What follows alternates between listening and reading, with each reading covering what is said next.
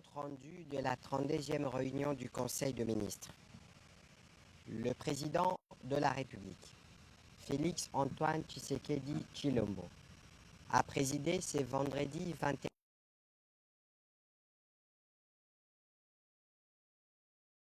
février 2025 la 32e réunion du Conseil de ministres à la Cité de l'Union africaine. 5 points étaient inscrits à l'ordre du jour, à savoir 1. Communication du président de la République, chef de l'État. 2. Point d'information. 3. Approbation d'un relevé des décisions du Conseil de ministres. 4. Examen et adoption d'un dossier. 5. Examen et adoption de texte. La communication du président de la République a porté sur 2 points principaux, à savoir 1. De la nécessité d'améliorer les conditions des militaires. Rappelant que notre nation traverse actuellement une crise sécuritaire sans précédent dans l'Est de la République, conséquence de l'agression inacceptable perpétrée par le Rwanda et ses alliés, notamment le groupe terroriste M23. Le président de la République a indiqué que cette situation menace non seulement notre souveraineté et notre intégrité territoriale, mais également l'essence même de notre identité nationale. Il a rendu hommage à nos vaillants soldats, placés en première ligne de la défense de notre patrie, qui se dévouent chaque jour au service de la sécurité et de la paix, risquant leur vie pour assurer notre sécurité. Il a martelé qu'il est de notre devoir de leur fournir les ressources nécessaires pour qu'ils puissent se concentrer pleinement sur leur mission. Le président de la République a demandé la mise en œuvre immédiate des mesures destinées à augmenter leur solde des primes de combat, en particulier pour ceux déployés en zones opérationnelles. Il est également impératif de veiller à la prise en charge de leurs familles et dépendants, en particulier pour ceux qui sont au front. Les enfants et les épouses de nos braves soldats méritent soutien et attention, car ils portent aussi le poids de cette guerre, d'où la nécessité de mettre en place des mesures concrètes pour alléger leur fardeau et assurer leur bien-être. La Première ministre a été engagée à ouvrir une réflexion profonde au niveau du gouvernement pour procéder à l'augmentation imminente de la solde et de la prime de militaires, en réservant un cachet spécial à ceux qui sont au front et dans les zones opérationnelles. Le président de la République a insisté sur l'obligation de veiller à ce que tout droit et dû dégagé en leur faveur parvienne en temps utile à chaque destinataire directement ou à ses ayants droit. Dans les mêmes ordres, le gouvernement devra trouver des voies et moyens pour générer un statut particulier au profit des épouses et enfants militaires, notamment en ce qui concerne la prise en charge de soins médicaux, les frais de scolarité et autres besoins vitaux. Un rapport est attendu à ces propos dans 7 jours. Le deuxième point portait sur la nécessité d'assurer le fonctionnement régulier des activités étatiques. La continuité des services publics demeure, même dans l'adversité, un pilier fondamental de la confiance des Congolais aux institutions et à la crédibilité de notre pays sur la scène internationale. Face à cette réalité, le président de la République soutient qu'il est indispensable que tous les agents de l'État assurent leur présence et que les services publics restent accessibles et opérationnels, en particulier dans les secteurs prioritaires, tels que la santé, l'agriculture, l'éducation et l'énergie. Il a souligné que nous devons, par nos actions quotidiennes, garantir que l'État continue de fonctionner de manière ininterrompue pour répondre aux besoins pressants de notre peuple. Le président de la République a exhorté les membres du gouvernement à redoubler d'efforts pour adapter ses méthodes de travail aux réalités actuelles, tout en veillant au respect de nos engagements internationaux, car ceux-ci sont le fondement de notre crédibilité sur la scène mondiale. Le dialogue avec les partenaires internationaux doit être maintenu pour assurer le soutien et la coopération. Dès lors, le président de la République a engagé les gouvernements à mener constamment une campagne de sensibilisation des agents publics sur l'importance de maintenir les services publics même en cette période de crise. La discipline et l'engagement ne devraient connaître aucune faille, a-t-il insisté. Dans la suite de la communication du président de la République, la première ministre chef du gouvernement est revenue sur quelques points, notamment la restitution de sa participation au 38e sommet des chefs d'État et des gouvernements de l'Union africaine et à la 1261e session du Conseil de paix et de sécurité de cette institution africaine, à Addis Abeba du 14 au 16 février 2025, où elle a représenté le président de la République chef de l'État. Elle a annoncé qu'elle va encore représenter les présidents de la République à la 58e session du segment de haut niveau de chefs d'État du Conseil des droits de l'homme des Nations Unies. Dans les mêmes ordres d'idées, elle a tenu à féliciter la ministre des Droits humains, le ministre de la Communication ainsi que toute l'équipe gouvernementale qui a travaillé et obtenu la résolution de cette institution onusienne condamnant clairement le Rwanda et appelant à l'ouverture d'une mission d'établissement des faits pour les crimes commis par l'armée rwandaise dans notre pays. Elle a aussi abordé quelques aspects relatifs au front judiciaire, notamment le procès qui s'est ouvert récemment à Arusha et qui oppose la République démocratique du Congo au Rwanda à la Cour africaine des droits de l'homme et des peuples. Elle a annoncé l'arrivée prochaine à Kinshasa du procureur de la Cour pénale internationale pour suivre de près les dossiers des crimes commis dans l'est de notre pays.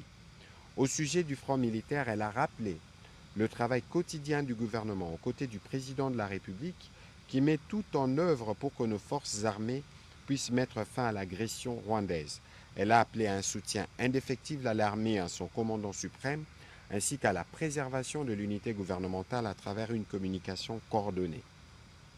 La Première ministre a aussi évoqué la nécessité de la mobilisation de toutes nos populations sur les enjeux de l'heure dans les prolongements de la séance de travail qu'elle a tenue le lundi 17 février 2025 avec quelques membres du gouvernement dont les ministères ont un accès naturel et direct avec l'opinion publique.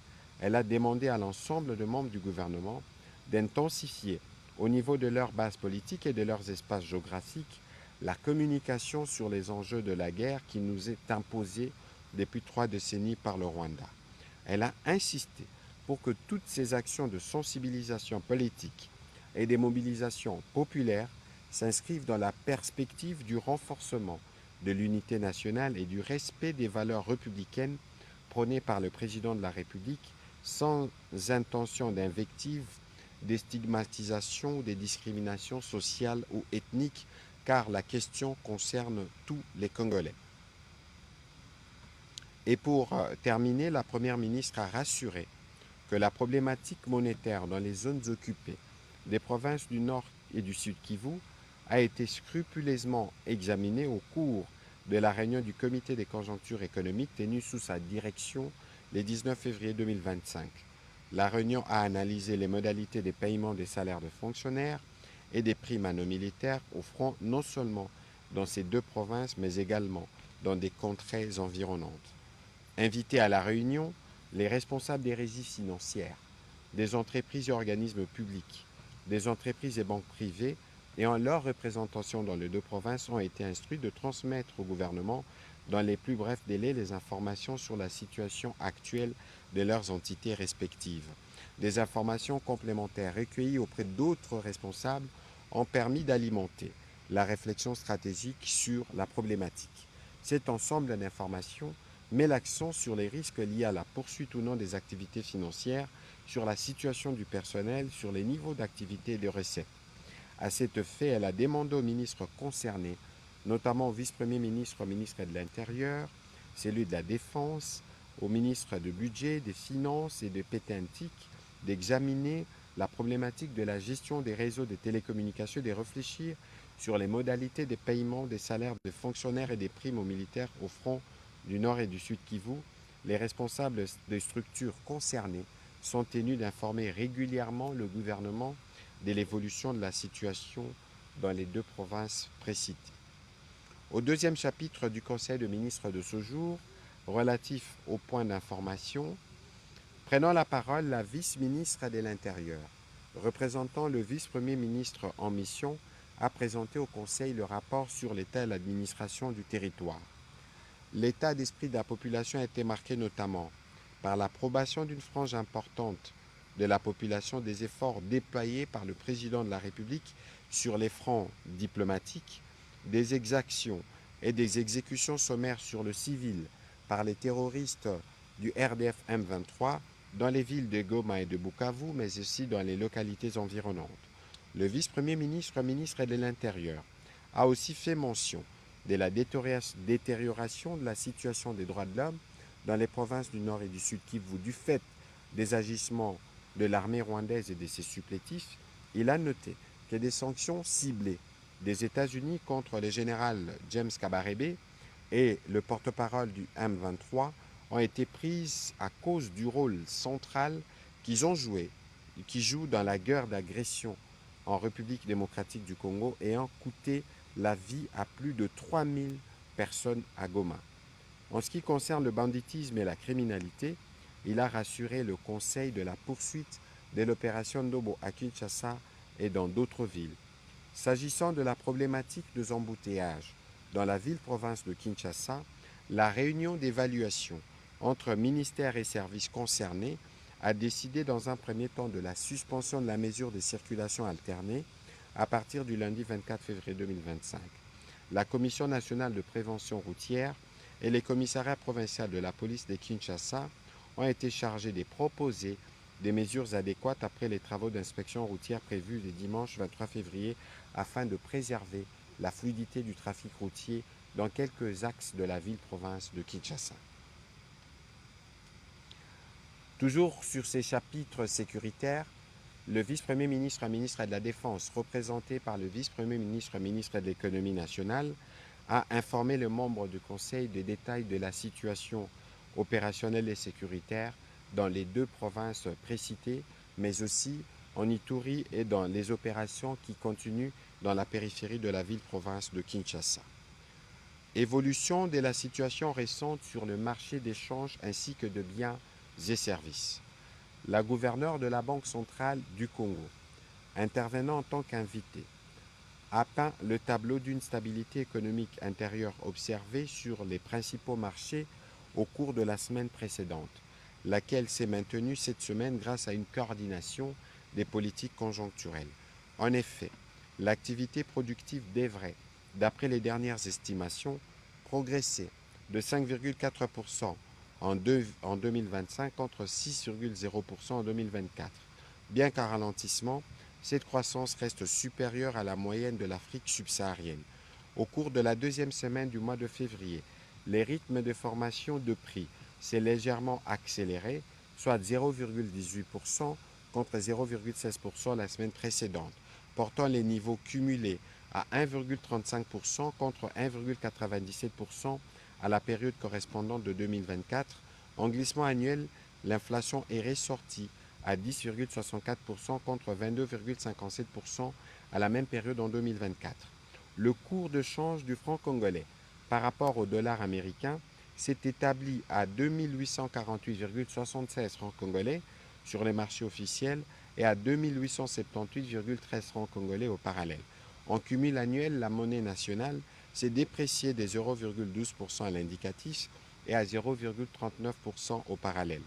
La gouverneure de la Banque centrale du Congo a recommandé le maintien de la coordination des actions au niveau des politiques budgétaires et monétaires à l'effet de contrebalancer les injections de la liquidité d'origine budgétaire par des ponctions d'origine monétaire, le contrôle permanent de l'évolution de la liquidité bancaire par la BCC afin de ponger la surliquidité de banque, la poursuite des efforts fournis dans l'amélioration de la mobilisation des ressources intérieures afin de financer les dépenses d'investissement, ainsi que la poursuite de l'exécution des réformes structurelles utiles à la diversification de l'économie.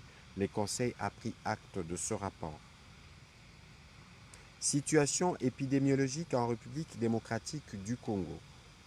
Au nom du ministre de la Santé en mission, la ministre d'État, ministre de l'Éducation nationale et Nouvelle Citoyenneté, a présenté la situation épidémiologique en République démocratique du Congo.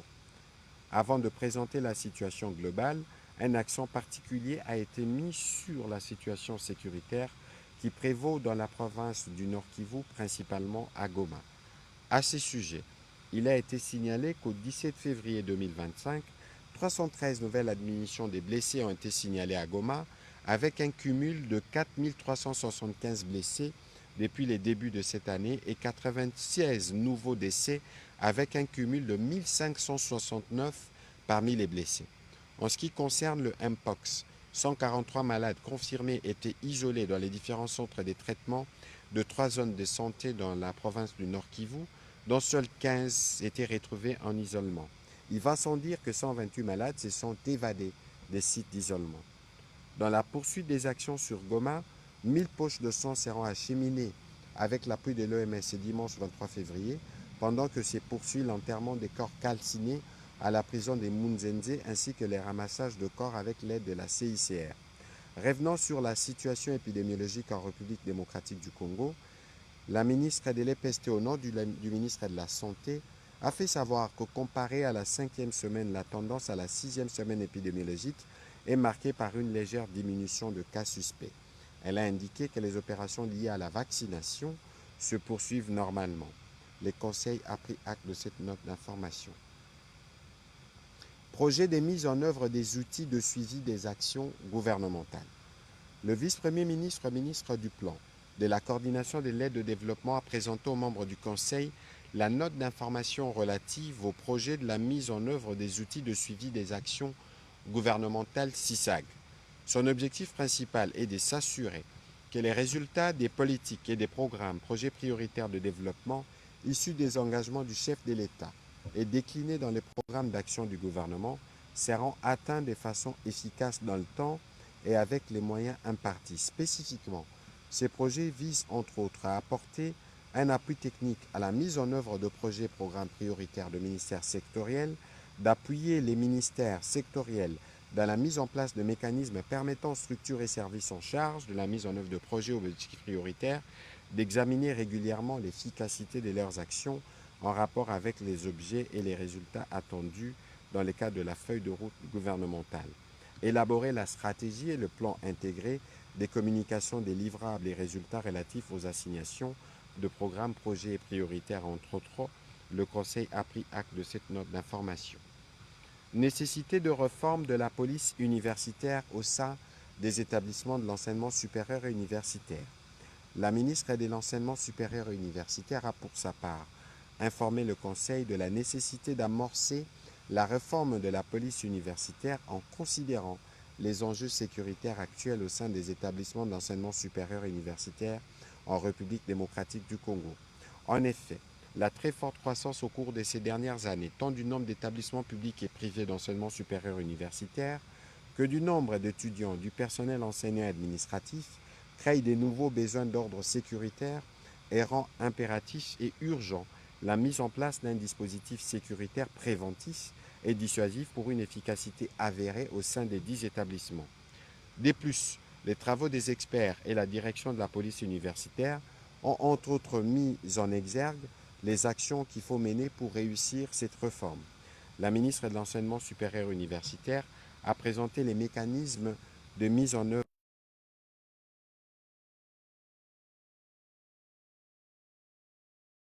de celle-ci et les conseils en a pris acte. Adhésion de la République démocratique du Congo au Conseil des pays producteurs d'huile de palme. La ministre déléguée, la ministre d'État, ministre d'Affaires étrangères, en charge de la coopération internationale et francophonie, a présenté la note d'information sur l'adhésion de la République démocratique du Congo au Conseil des pays producteurs d'huile de palme. En effet, créé le 21 novembre 2015, le Conseil des pays producteurs d'huile de palme est une organisation intergouvernementale qui soutient cette industrie à travers une harmonisation des normes de durabilité, mettant l'accent sur les pratiques durables et la résilience du marché. L'organisation poursuit plusieurs objectifs majeurs, notamment représenter les intérêts des pays producteurs d'huile de palme, promouvoir le développement durable de l'industrie d'huile de palme ou encore répondre aux enjeux environnementaux, économiques et sociaux qui affectent les secteurs. Considérant le profil de notre pays, qui dans les années 70 était le deuxième exportateur d'huile de palme après la Malaisie, il est impérieux que notre gouvernement travaille à réinscrire le pays dans cette dynamique essentielle à son développement, a martelé la ministre déléguée près le ministre d'État, ministre des Affaires étrangères. Le Conseil a pris acte de cette note d'information. Au troisième chapitre du Conseil de ministres de ce jour, relatif à l'approbation d'un relevé des décisions, les membres du Conseil ont approuvé les relevés des décisions prises respectivement lors de la 31e réunion ordinaire du Conseil de ministres et du vendredi 7 février 2025 et de la deuxième réunion restreinte du gouvernement du mercredi 19 février 2025. Au quatrième chapitre du Conseil de ministres de ce jour, relatif à l'examen et à l'adoption d'un dossier, projet de feuille de route des réformes gouvernementales du climat des affaires, le vice-premier ministre, ministre du Plan, a soumis pour avis et approbation les dossiers relatifs au projet de feuille de route des réformes gouvernementales sur les climats des affaires. Il s'est appuyé sur l'instruction du président de la République, chef de l'État, lors de la deuxième réunion ordinaire du Conseil de ministres du 21 juin 2024, lui enjoignant d'identifier dans les plus brefs délais, et c'est en attendant les développements d'un plan stratégique pluriannuel, des actions prioritaires à exécuter, de poursuivre avec les mécanismes de suivi et évaluation déjà expérimentés et faire précéder ces initiatives d'une évaluation permettant d'apprécier l'état d'avancement de la mise en œuvre de réformes jusqu'à ce jour. En exécution de cette instruction, les groupes thématiques sectoriels climat des affaires, partenariat public-privé, promotion des investissements emploi ont organisé les travaux d'évaluation de la feuille de route des réformes sur les climats des affaires, au terme desquels il s'est dégagé la nécessité d'avoir une feuille de route en 3 matrices. Après débat et délibération, le Conseil a adopté ces dossiers.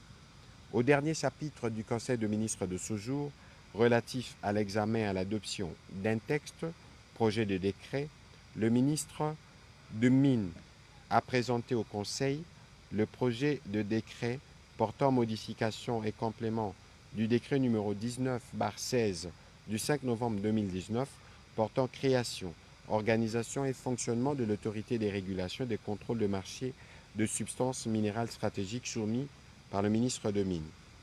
Après débat et délibération, le Conseil a adopté ces projets de décret moyennant amendement. Avant de clôturer le Conseil de ministres de ce jour, le président de la République a appelé tous les Congolais à rester mobilisés et unis autour de lui et de nos forces armées pour venir à bout de cette agression qui sème mort et désolation dans 2 grandes provinces de notre pays. Commencée à 14h46, la réunion du Conseil de ministres a pris fin à 17h35. Je vous remercie.